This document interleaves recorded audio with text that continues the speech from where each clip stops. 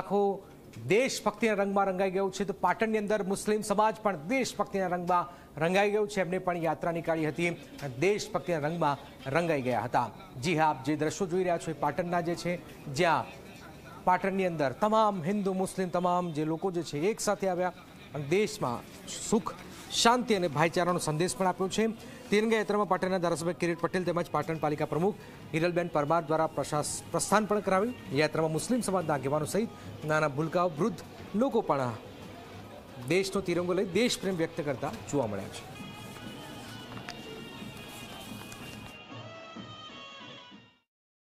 આજે 78માં સ્વાતંત્ર્ય દિન પ્રસંગે મુસ્લિમ સમાજ દ્વારા તિરંગા યાત્રાનું આયોજન કરવામાં આવ્યું છે। જે પણ લોકોએ આયોજન કર્યું એને શુભેચ્છા પાઠવું છું। ભારતની આઝાદીની ચળવળની અંદર ભારત દેશ સ્વતંત્ર થયો, એની અંદર મુસ્લિમ સમાજનું મોટું યોગદાન રહેલું છે। સ્વતંત્રતા દિવસ એ સામાજિક એકતા, સામાજિક સમરસતાનો આ અનોખો તહેવાર છે અને મુસ્લિમ સમાજ દ્વારા અનોખી રીતે ઉજવાય છે। એના માટે હું અભિનંદન આપું।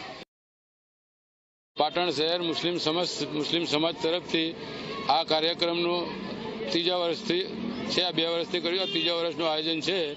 તમામ મુસ્લિમ સમાજ સાથે મળી હળીમળીને હિન્દુ મુસ્લિમ બધા ભાઈઓ સાથે મળીને આ એનું આયોજન તિરંગા યાત્રાનું કરવામાં આવે છે।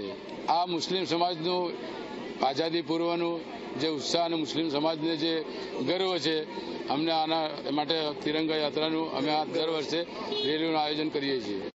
પેરિસ ઓલિમ્પિકમાં ભારતીય ખેલાડીઓ દબદબો જળવાયો છે। 6